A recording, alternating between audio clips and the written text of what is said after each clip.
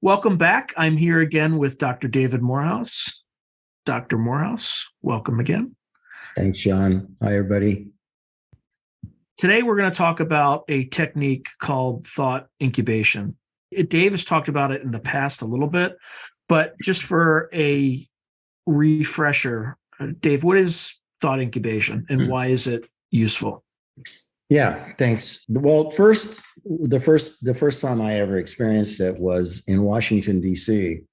Mel Riley and I when we came into the office one day, Fern Gavin came over to both of us and said, "Hey, we need to send 2 people to do this thing. And we want, the agency wants to send remote viewers to go do it." And we went to the office of... Just real quick, when you say the agency, you mean the DIA or the CIA? Yeah, DIA. And so we were sent to Washington, D.C., and we went there's an office, an organization. I apologize for not remembering what this does, but essentially it's like a research and testing arm of the Congress. So this particular office looks at ideas, tests ideas, evaluates ideas, and it makes a determination whether or not those particular ideas should be forwarded into... Is it the Congressional Research Service or is it something else? It very well could be that. It very well could be that. But it was just a building, not the congressional building, but it was just a building where this kind of stuff went on. It's where I met a guy by the name of Dr. Julian Gresser, who was a lawyer, but he also came up with this concept, what he called thought incubation. And Mel and I participated in that. And what was beautiful about how he did it was he didn't take it into like a business world or even an application, but he was pitching it as kind of a problem-solving concept. And he was using the ability to train people to get to a very highly creative problem-solving brainwave state. And that was the first time that I'd seen anybody actually do this, which, as you and I have talked about this many times, which was a brainwave. It was actually a brainwave trainer. And you sat in front of a computer terminal, and all 10 terminals were linked in this big, like, daisy chain all the way around that fed into a main computer, which was at that time, God, I can't even imagine, right? This was at the time, computers were PC 10.2s or something like that with, 8086 processors in them. So it really had to be expensive and sophisticated for him to be able to manage 10 different terminals all brought into this one place. From each station where we sat to work, you had a set of headphones, you had a hookup that was going to go of a sensor, EEG sensor going over the right temporal lobe, and then at the occipital protuberance, then you had galvanic skin response on your index finger. And you would hear a tone. And the idea was you were supposed to use whatever mechanism to get yourself from gamma to beta to alpha to theta and porpoise between theta and alpha while you problem solved. He did not do... Also, I wanted to say, when that was all over, you got a printout that showed you, this is why I bring that up. If you're talking about developing a brainwave trainer, it needs to do this. So we got visual cue that we had dropped from one brainwave state to the next, or if we came back up, it changed the upper one. And we got tonal cues. And then you got a printout, which they would hand you that said, okay, in the hour that we problem solved, here is where you were, how long you went in each brainwave state. And if you went back up or down or sustained or whatever you did, which was really helpful as a training tool, which Mel and I instantly thought, this is something remote viewers need to have access to because this is amazing, right? Now, the idea behind the protocol that he developed and briefed us on was that brainstorming has all sorts of hangups and cons that far outweigh the pros in it, brainstorming. Because in brainstorming sessions, like you used to do in organizational effectiveness, they are tied directly to, and unfortunately, give a lot of weight to the extroverts in the room. So the loudest mouths get their ideas up on the board, on the paper, And the more introverted individual, if they do get brave enough to throw something out and the extrovert shoots it down, how they process that is, all right, business as usual. So you're not going to hear from me again. So they just stop participating, which means then that the problem solution ends up being the problem solution by either the highest ranking guy in the room, right? Or by the loudest guy in the room, or the one that has the ability to exercise more power over the others, because they seldom acquiesce to what the introverts come up with. So Dr. Grasser's concept was that brainstorming was pretty much worthless for those reasons and many more. And that thought incubation gave everybody an equal ground under which to problem solve. He was picking questions that were questions he had pre-selected they were problem questions that needed solutions, but he didn't teach people how to find a thought incubation question, how you distill it, redistill it. Is that question really 5 questions or 10 questions rolled into one question? Because the whole premise of this is garbage in, garbage out. So over the years, I worked on this because I really fell in love with it. I mean, I was truly enamored of this process, and I saw tremendous application in it for just maybe people that didn't want to be remote viewers or go through that process, but really were looking for how can I adapt brainwaves and creative states to get to a highly creative state. And why is it highly creative? Because if you're dabbling down in alpha or theta brainwave state, you're devoid of self-analysis and self-condemnation, self-criticism, or any of those other things. And you're also devoid of, external verbal or visual cues, theoretically, that might skew you in this. I further developed it to make it even easier and say, okay, I can teach the protocols of this. And then what we will do is you utilize a sleep exercise, a sleep work cycle, and you essentially say that every night when I go to sleep, I'm going to go from gamma to beta, drop to alpha, going to go into theta. And if I go in, this is the thought incubation. If I go in carrying a question that I'm looking for a solution to, then I'm working all night. And the idea is, why waste a night by just allowing your brain to go through various rehearsals of whatever it comes up with that night, right? Whatever's bugging you this day or bugging you from 20 years ago. Why not give it a purpose? Why not give it a mission? Why not say, I want to look at these things and I want to find a solution to this? That is the thought incubation that you and I at some point are going to teach here for everybody. That is what we're talking about here. It does not have to be with a brainwave trainer. Although ideally, if you're going to do something in a group setting, you need a brainwave trainer because people need to know when they're at a particular brainwave state. They don't want to be in beta and then start writing down solutions, because that's derived by conscious thought, aware of the room and aware of what's going on in the room. And you might as well just sit at your desk and see what you can come up with if that's the case. So the idea is to be in an altered state of consciousness, meaning to be down into alpha or theta and see what you can come up with. And understanding that even in delta, you're still problem solving. According to Harvard dream researchers, you never stop problem solving in dreams. Now, what sorts of questions would you ask yourself before you went down to sleep?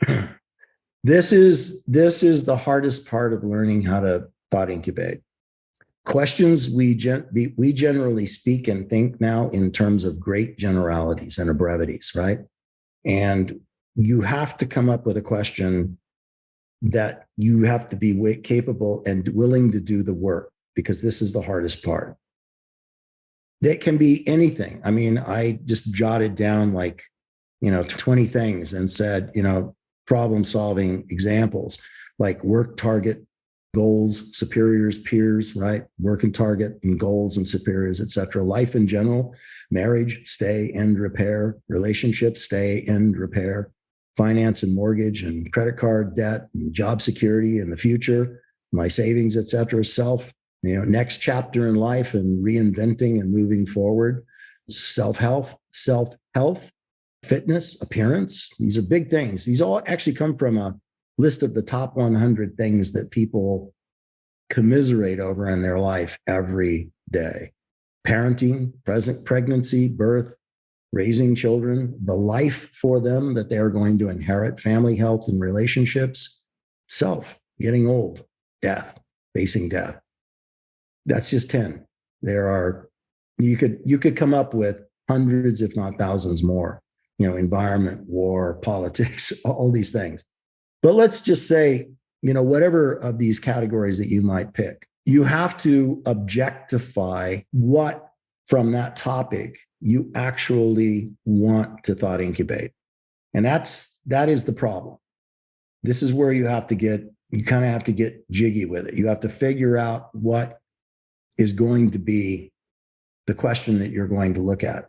And then you have to look at that question and you have to ask yourself, is this 5 questions or is this 1 question?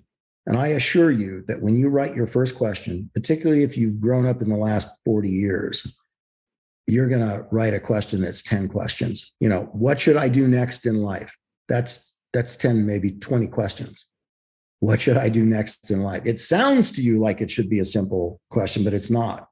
And again, it's garbage in, garbage out. If you ask a large, nebulous, all-encompassing question, expect that you're going to get nebulous, all-encompassing answers back. You're not going to get specifics. They're going to help you make that decision. So you really have to put your brain to work. And in the class, we go through examples of this, and you have to distill that question into however many other questions you think are there. And then you redistill those questions to determine, prioritize which of these questions, how do these questions kind of fall into a sequence. If it's 5 questions that came out of the original question and you distill it down to these 5 questions, in the redistillation, you're trying to say, how do these 5 line up? And in looking at them very analytically, are some of these questions, in fact, 2 questions? So does 5 now turn into 8? It's an exercise you have to learn to do. Now, where's the answer to these questions coming from, and how does it manifest itself? I'm getting there. So once you've decided what this question is going to be, that you are going to problem solve, you must objectify that question. So you're going to get yourself prepared for the problem solving protocol. You're going to do this not sitting up at a desk. You're going to do this asleep. So you get yourself a journal or a piece of paper, a notebook, I don't care what it is, a pad and a pen and a form of light. Because if you're married or have a partner and something comes to you in the middle of the night and you stand up and turn the light on, you're probably going to get yelled at, which will disrupt your ability to continue the work. So have a night light, book light, some kind of light that allows you to roll over if something comes to you and write it down. But the first thing you must do is objectify what that topic is, say self-health, and then what does that mean? Need to lose weight or whatever that's going to see. That's how that topic now divides down into various questions. And then you have to select which of those questions is number 1 right now for this first project. You objectify that, you write that down. The objectification is what takes it out of what is called conceptual illusion. Conceptual illusion meaning that your brain is moving at the speed of human thought. And if you don't objectify something, it's constantly rolling and morphing and changing faster than you can keep up with it.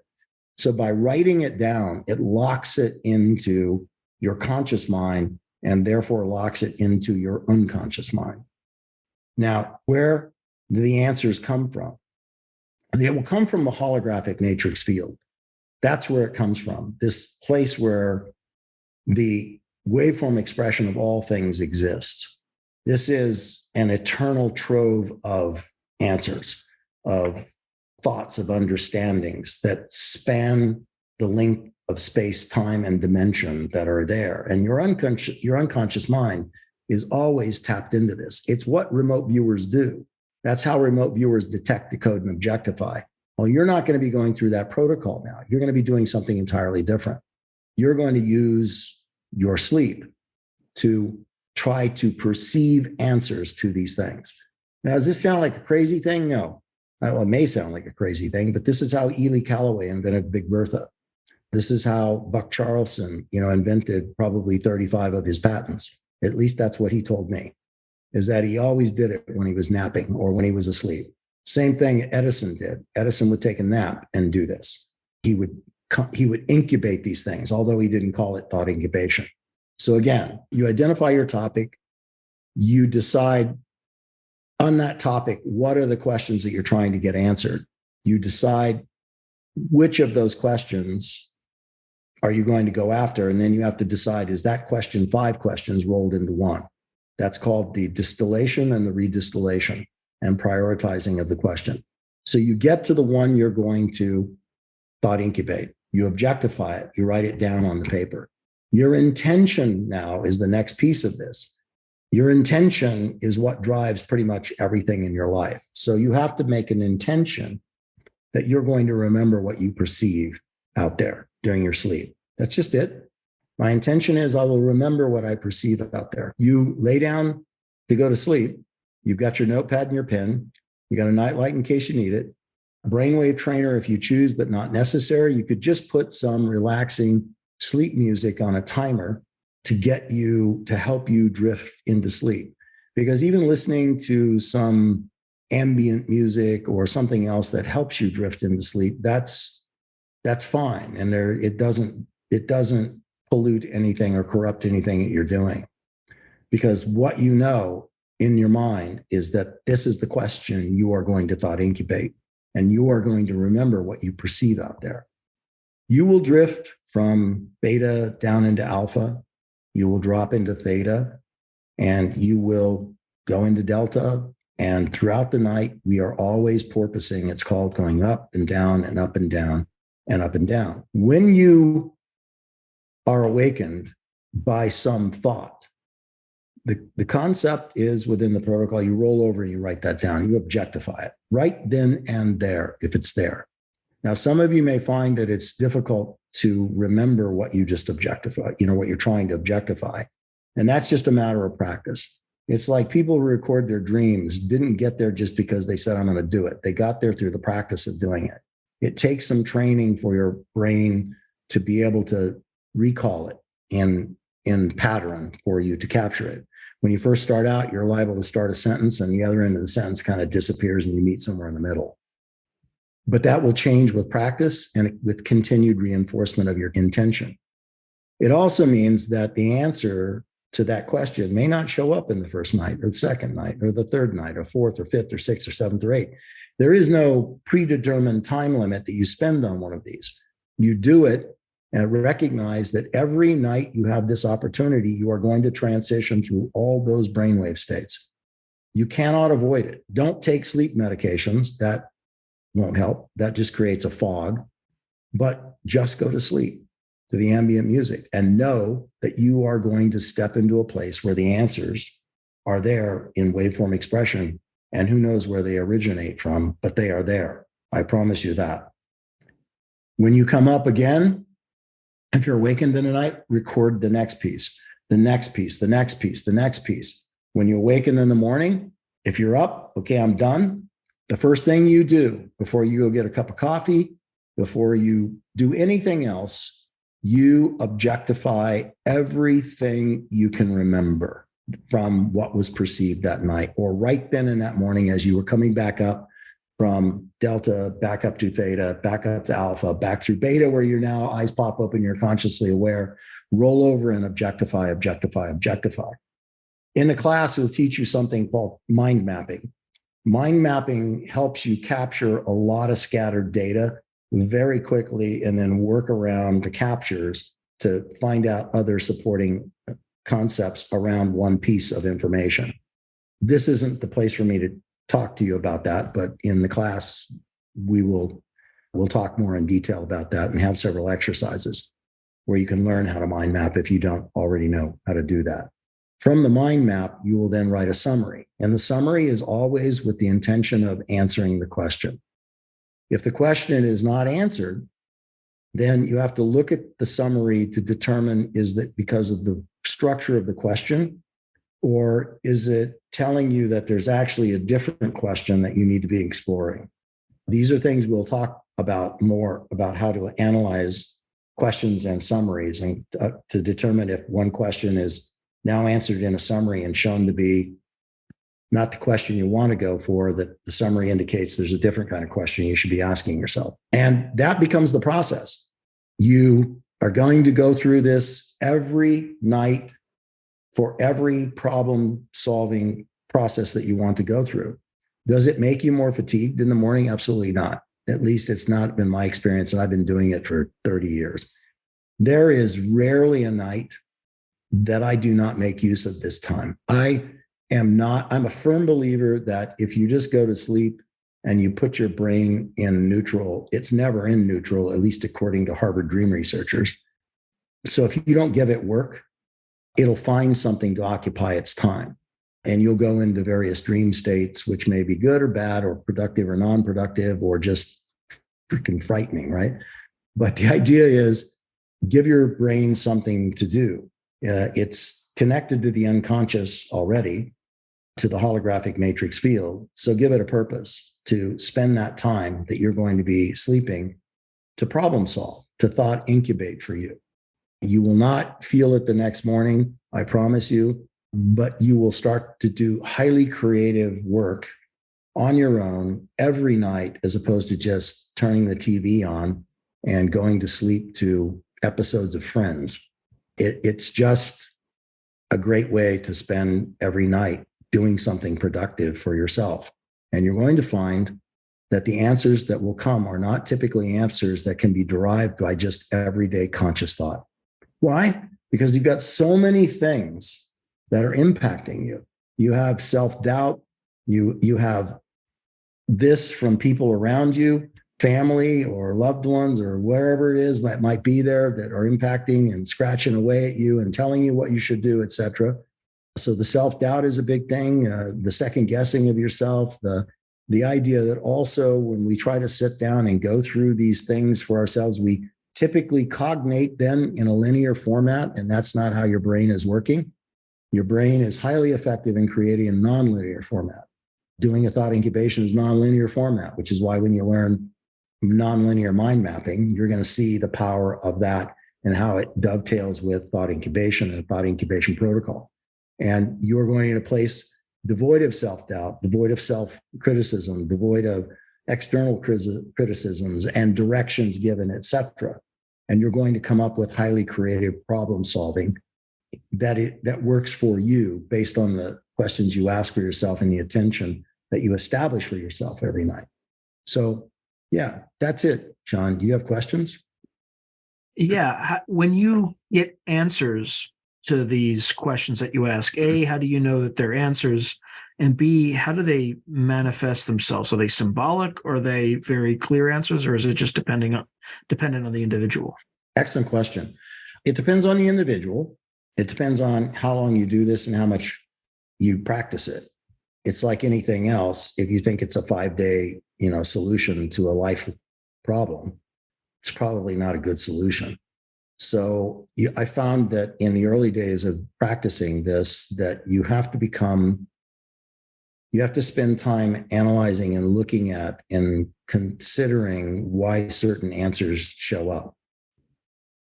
If you think, that the answers won't work in what you're trying to do, then pick another question and thought incubate that question.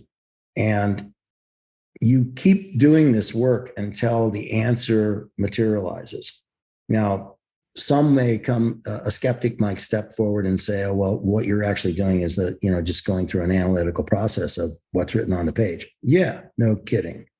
But the issue is, where is that information coming from? Because most people struggle with these kinds of problems because they can't, for the life of them, solve it out in their head. They can't. They're not. Some are not courageous enough. Some are not diligent enough. Some are too much self-doubt, too much trauma in their life, emotional, intellectual, whatever. Some don't trust the answer that they might get. Some are constantly overpowered by all these external voices, people telling them what they should be doing. That happens all the time in everybody's life, right? whether a spouse, partner, parents, friends, they all have, they all know what's best for you. And the truth is, you know what's best for you. You just may not consciously be able to get to that bottom line solution as to what's best for you. And you have to be willing to go through a number of different questions that bring pieces of that puzzle to you. And it's not, again, it's not a 5-day exercise. It might be in time as you get really good at it, but first off, it's not. And some people really dive in with both feet and find kind of establish a love affair with this pretty early on and keep going with it. Because you just have to keep saying to yourself and remembering that this is work you're doing at night with purpose and with intention, right? And you put a lot of effort into distilling a question that is a meaningful question. If I have the answer to this question, this is going to get me to the next step and what I need. So now I have to find out if I can get the answer to this question. And if I'm not getting it, then I have to start looking at the question, because the question then is not focused enough. I need to break this question down into more component pieces. And when you do that, then you again prioritize, right? Which question needs to be looked at first and second, third, if you can do that. If you can't, doesn't matter. But still, you're going to see a logic flow in that. You're going to say, yeah, I should probably look at this one first, and then do that. And eventually you're going to get from this original topic and original question, you're going to have maybe 10 questions that are actually going to be addressed and summaries prepared that will ultimately answer the original one question. And you have to accept that process. It's controlled by your intention, meaning I will remember what I perceive out there. And you have to say that. It's a mantra. You have to believe that, okay? You may not believe it at first, but if you go do the work, even if you come back with a 20% solution in your first week or 2 weeks in, it's still 20% that you did not derive by any other means, right? For most people that are doing this. We're talking about hard questions that are big, life-changing questions that need answers to them, and people are afraid of those things. And they go to all the wrong places to get those answers. Yeah, I'm sorry, go ahead.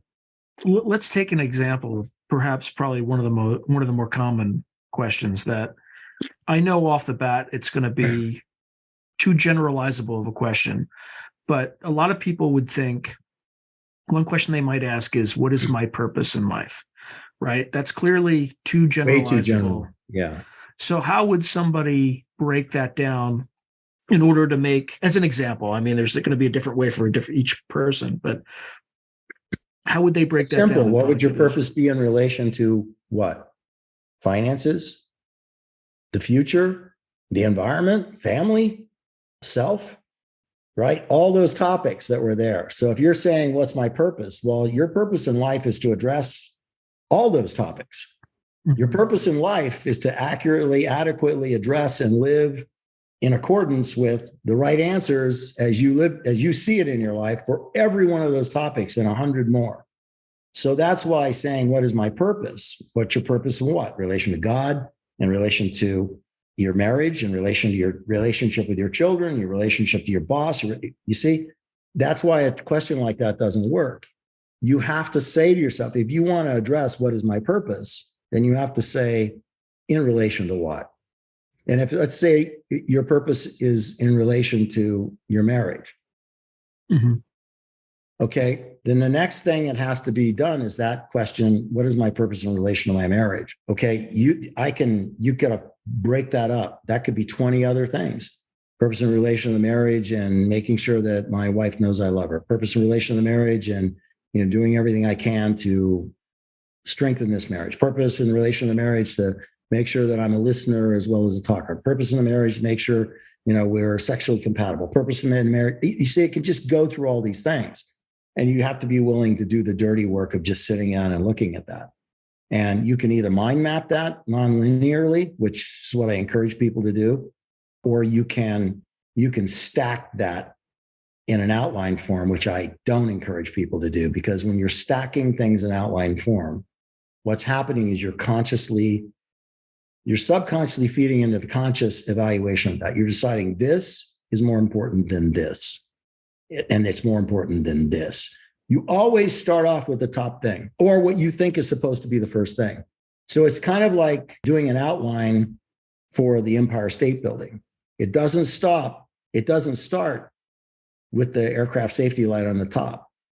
People start all the way down at the bottom about digging the foundation, the steel, et cetera, and it goes up. So you end up with, in the overall perspective of the Empire State Building, you end up with this upside down construct, right? From the very most important thing as I see it, digging the hole, all the way down to putting the light on the top of the thing. Well, that's a difficult thing to do, especially when somebody is looking at their life, looking at one's life, or looking at one's relationship or one's future and finances and parenting and, you know, all the other things, job security, et cetera, et cetera. So being able to just do a nonlinear mind map of it, it means that you're just moving. Whatever's coming to you, you're putting it down as, you know, an importance, a topic that you're going to explore. You're not trying to stack them in order. You're just putting them down. And then it becomes a process of looking in a nonlinear fashion at this. What pops out to you? Now, what pops out to you is what you're supposed to be probably looking at. And that you can then take. And now you can take that as a next topic and you can do a nonlinear mind map around that. On this one thing, how many things come to mind about how I solve that question? This. The more you work at that, the bigger the mind map gets. It's amazing. It just evokes all this information out of your head that if you just went back through the stack ranking, you know, outlining it, would just never show up. Because if you're doing a nonlinear mind map, you're pulling stuff out that is not trying to associate itself with other things necessarily. So stuff drops out that would not have normally dropped out. And you're just like, holy crap, where'd that come from? But then as you look at it and start asking yourself that question, you know, what is my purpose in my marriage in relation to this category? And now you come up with 5 things and maybe in another 10 things or another one over here, 4 things or 2 things or whatever it is. And then you get to this point where now, even looking at the nonlinear mind map, now you have to decide. You're going through, again, an analysis. And of course, you and I'll be there to help people in the class, but you're going through an analysis to decide which of these do I feel is most significant to me now. Now, when you say a mind map, for those who don't know, what is that? What is that? What does it look like? Let me pull this up. So can you see that? Yep. Okay, so this is a thought incubation, you know, question that's just been broken up, and it's actually being used in an extended remote viewing, but it applies the same way in thought incubation protocol. And what you're looking in this example here is that in a thought incubation question, it's been broken down into 4 separate categories that you feel are parts of the gestalt of that question, right? And so as you go down in through the brainwave states, you come up and then you pick one, you come up with an awareness of a piece of something and you immediately look at it and try to decide. You see all those lines that go out from each of those things, right? Mm-hmm. So some of them are hard to detect, but you get it that, and they're not circled. There are software applications that allow you to actually do that, but you don't want to do that in this example. You want to just write. You want to objectify. So something comes to you and then you write, you just draw a line out and go here. And something else may come to you and draw out a line out and go here. But this is just an example of how a remote viewer and or a thought incubator dumps their brain onto a piece of paper and objectifies what they perceived on a piece of paper. The next part of the analysis of that is you go through this mind map and you start looking at the particular questions and you start looking all the way around what was put together, right? What came around that particular one theme. And you go through a process, which you'll be taught, where you now start writing sentences. So you write sentences that take all that, what looks like gibberish around a circle, you take that and write it into a sentence. And that will become a paragraph. And so each one of those things now becomes a paragraph. And now when you're finished with that, that's called your summary. Now, from the summary, you start extracting through the process of looking at it what you think helped answer that thought incubation question. And as I said a few minutes ago, if you're finding that what you're perceiving during this thought incubation, sleep exercise isn't answering the question, then the problem is not with the information being derived. The problem is with the question. So you have to go back and look at the question again. You have to start looking at one of these bullets here, one of the circles, the 4 circles, and try to determine if that is the question that needs to be answered now. And if it is, and you go back in more powerfully with, that's my thought incubation question, and maybe I have some pieces that can be broken from that I want to address, you can use the nonlinear mind map to do exactly the same thing. So you can just write things down as they come to you through the night. And when you get up in the morning, you can objectify everything, and it can look exactly like this. And then from this comes the summary that you generate. Each one of those bubbles there becomes a paragraph, essentially. It's rich with information. Okay.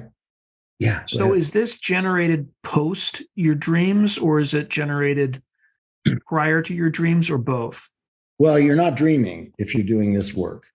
Dreaming, following, right? Yeah, dreaming is the work of an idle mind through the night, at least according to dream researchers. It's rehearsal. Your brain is rehearsing things.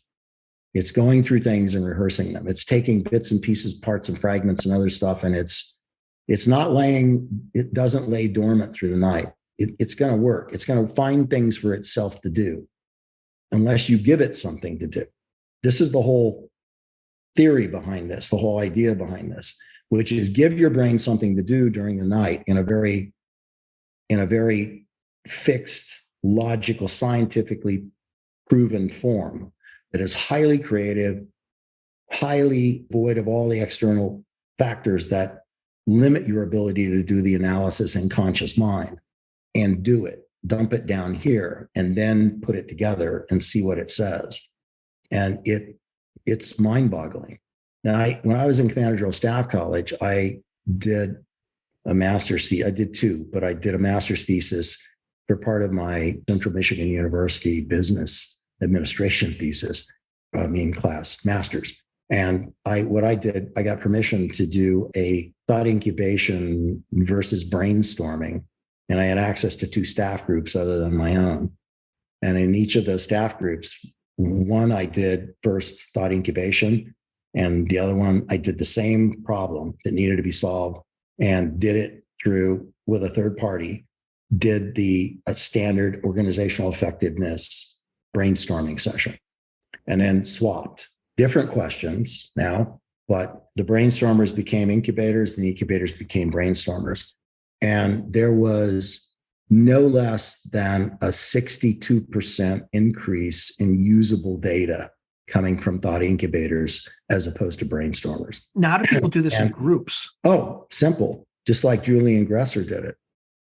We just closed the doors, turned the lights off, and, they didn't get to do it in the pure form of like doing it at sleep. They just had to relax. And I had a cassette tape that was kind of a yogic relaxation, breath meditation thing, which got some giggles out of some people, but other people really enjoyed it because it was a break from normal staff group work at Commander General Staff College to do something unusual like this. And it also didn't take much time for it to get around that I was a remote viewer there, which was awkward at times, but still, yeah, fun. So doing this was an amazing tool to see, applied under those settings. And it made a lot of believers, but of course these were officers from every branch of service, all majors in Commander General Staff College. And did they take it back and use it in units? I doubt it, because as you know, right, the planning sequences and things like that don't allow for this kind of stuff. So you don't get to do this kind of a thing. Although it is said that, most of the great leaders of history were capable of perceiving battles and the outcomes of battles and the maneuver within battles before the battles ever happened. It wasn't something that was always just a reaction to what the enemy forces were doing. They actually, many of them, particularly before we had a digitized battlefield, that many of them were able to routinely perceive the outcomes of battles and, project that in how the battle was fought that day. So when you were at CGSC, were they still Yeah. using, or not still using, but did they have the MDMP process? No. Are they still trained? The military decision-making process, MDMP? Oh, they didn't call it that. So if I went to CAS Cube, remember that? I don't even know if they still have that. They did when I was in, but that's 20 years ago. That was Combined Arms and Services Staff College, and I still remember, or staff school. And I remember that it was a big deal because I remember General Luer, when I was his aide, the guy that reformed 1st Ranger Battalion, as his aide, he told me he wanted me to track any of the CAS Cube guys that were coming into the brigade, because he wanted to see, where they were working and if they were more effective as young staff officers. And that was all decision, but it was following a very simple formula that I didn't think was helpful, and it was easy to bluff your way through it, And they were basically just looking for, do you recognize the protocol? And I'm sure it's far more sophisticated now because it's also digitized now, right? They're doing so much more than just standing up at a butcher block and, piece of paper and, and drawing the columns up there and then going through the decision process and weighting, various criteria, these metrics. I don't know how much different it would be, but I'm certain it wasn't like what we were taught how to do it. Sure, it can't possibly be that now. Things are moving too quickly. It's probably more similar than you think. The problem is when you try to digitize everything, it gets. I remember when we did Millennium Challenge at the National Training Center, they had this new system where they were digitizing like icons of where the enemy was. It was supposed to dramatically increase their situational awareness and things like that. And I remember that I was able to use the WADI system at the National Training Center with a visually modified Humvee as like a Birdum, right? And I would just park it there's one instant where I literally just parked it in the WADI, got up out of my vehicle, and lo and behold, right above me was a tank company. And they were all inside their tanks looking at their little monitors. So I got out of my vehicle. I walked into the middle of their assembly area. I recorded their 10-digit grid. I went back down, got into my Birdum, and I called. I called for division rockets, and they're like, "Are you sure? Are you sure?" Like the Katyushas and all that stuff. And I said, I literally got out of my BRDM and walked to the back of one of their tanks. I was in their assembly area. No one was out. They had no situational awareness whatsoever because no one was outside looking outside of their tanks. It must have been like 4 or 5 a.m. that morning. So I just got back in and they called in division artillery. I wiped out a tank company. Damn tankers.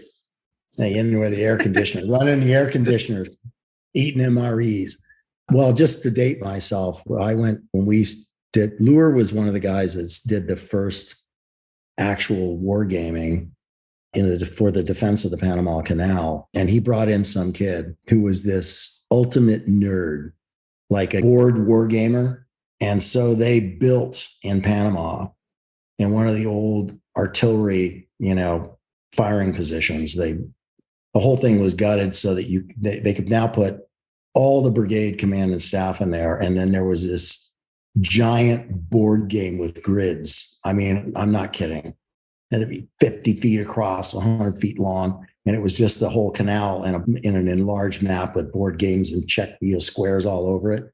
And everything was done at the roll of a dice. I have never been so out in all my life to be sitting there, and then whatever was happening, they would bring you slips of paper and say, you hear enemy, 500 meters moving through the jungle to the northwest. So, I just didn't get anything out of it. I'm sorry to say, but those were the first ones that I ever saw. now it's so much more sophisticated, but I never had to do that as a commander. It got so much more sophisticated in 20 years of war too, right? Yeah, And they I got remember much better at it.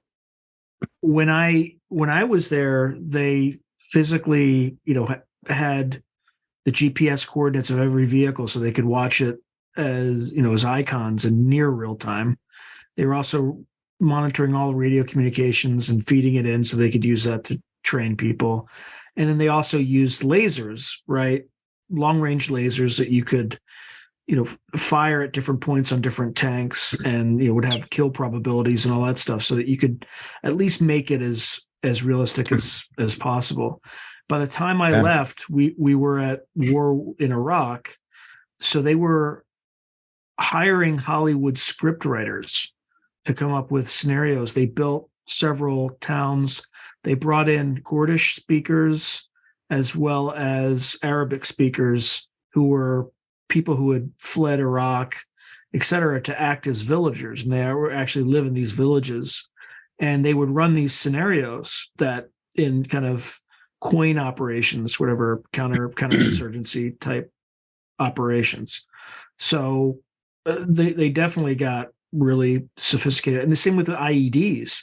They would have real-time IED information flooding in from the theater. So whenever they encountered a new IED, they would try to replicate it within 72 hours at the National Training Center.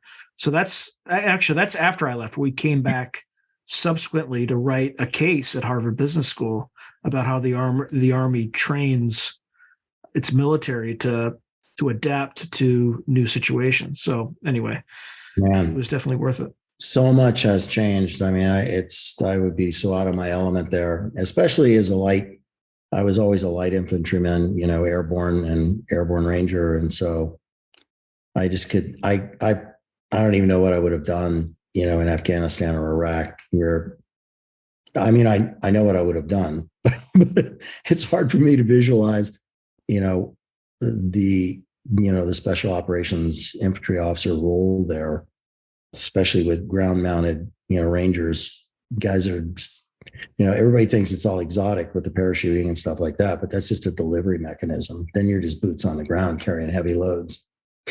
Yeah, they did a lot of work for Delta, like picking up people to interrogate and things like that, like raiding, at least according to, what's the book? It's called, I'm looking at it right now.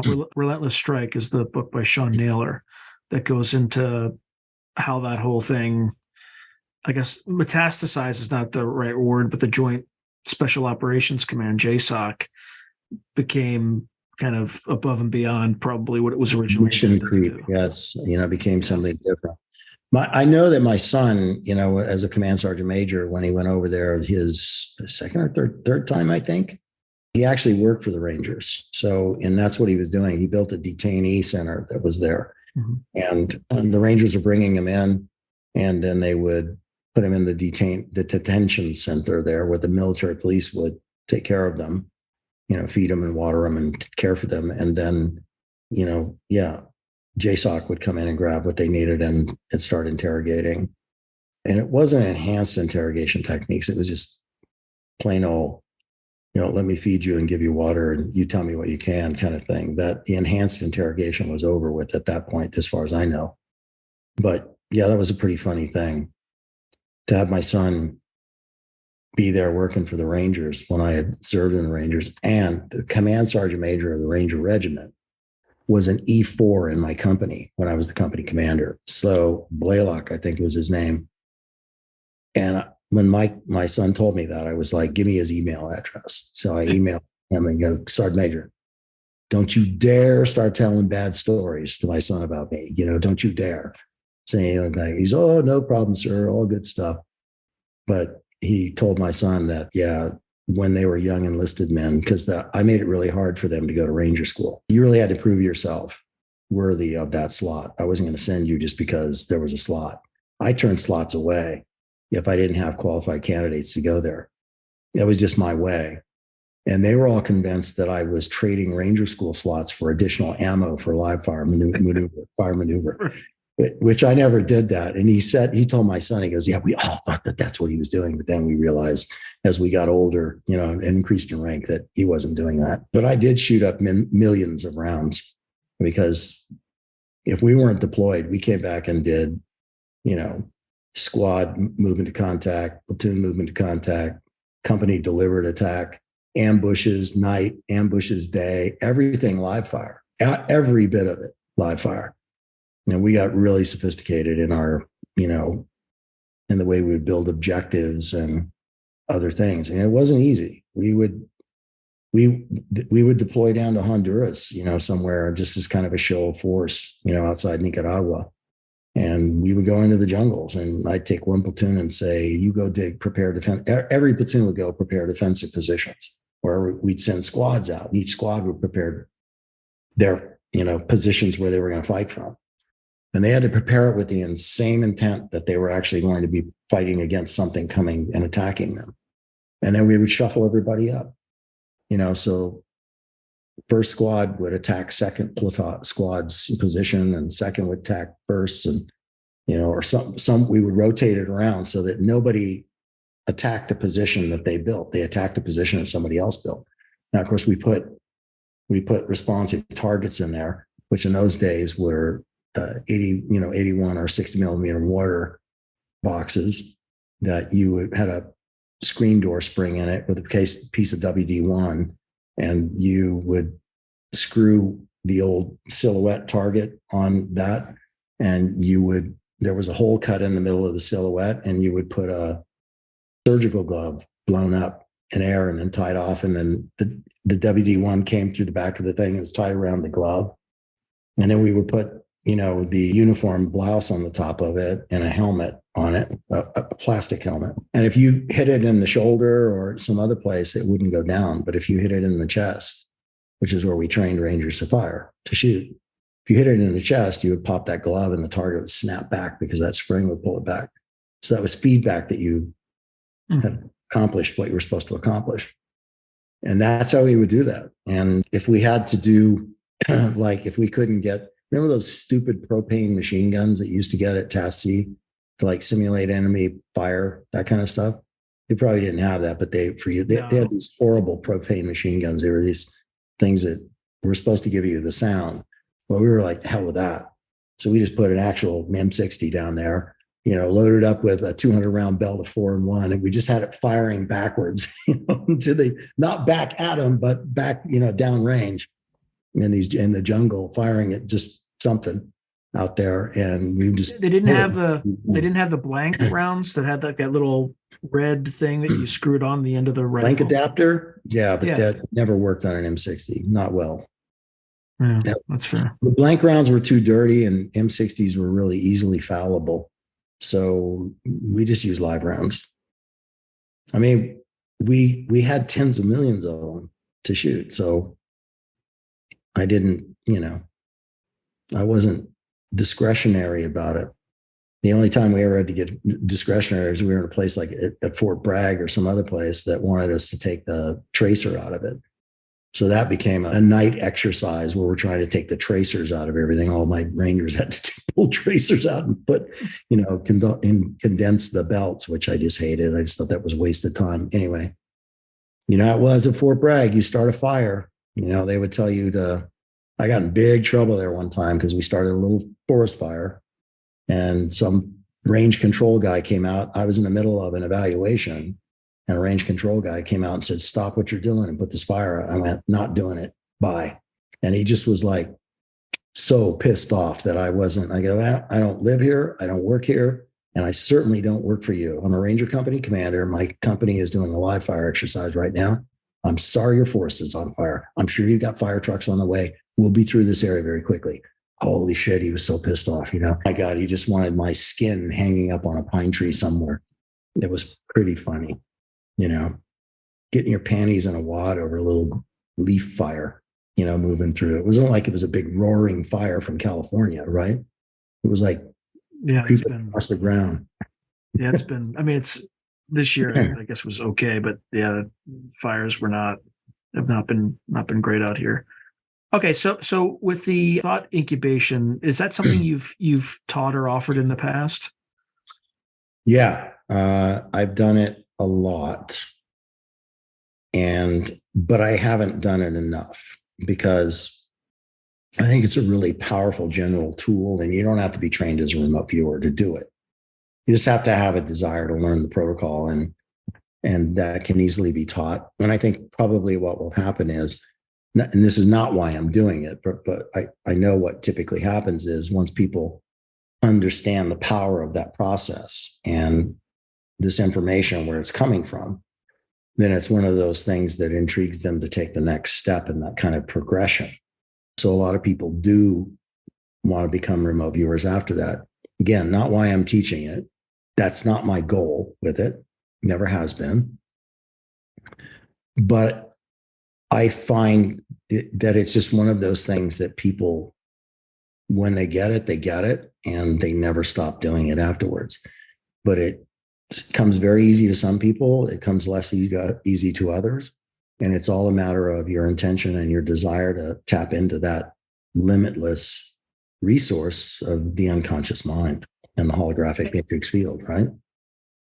And in one word, not one word, but one sentence, the benefit is that it helps you make better decisions because you're able to tap into that holographic matrix field, as well as to clarify your questions. And it helps you navigate. It gives you just another way to navigate reality that your conscious mind is not as good at. Yeah, that we are just not equipped to do without going through that exercise. And it is otherwise just wasted time to just go to sleep with a blank mind, because your mind's going to go to work anyway. And instead of you being naked on a park bench while squirrels are jumping all around you, you might as well, in a dream, you might as well, do some thought incubation and work on things that are important to you. And we all have things that are important to us. And thought incubation not only allows you to tap into it, but again, the big powerful draw to it is an explanation is it is devoid of analysis and self-doubt and self-judgment and external static from everybody else in your life trying to tell you how to solve that problem. It's okay if you want to listen to that from somebody, but do the work yourself. And you're far more satisfied with the outcome. And you're far more satisfied with the solution when it's developed. Again, it takes work, it takes intention, it takes understanding the protocol and doing that work, but it's not difficult.